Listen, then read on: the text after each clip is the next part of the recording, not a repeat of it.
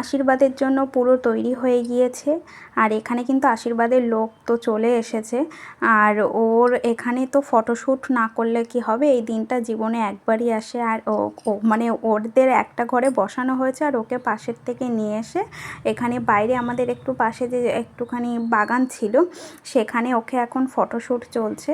তো এই সুন্দর সুন্দর ফটো সব তোলা হচ্ছে, যেগুলো পরে জীবনে একটা স্মৃতি হয়ে থাকবে। যখনই ইচ্ছা হবে এই ফটোগুলো দেখতে পারবে ও।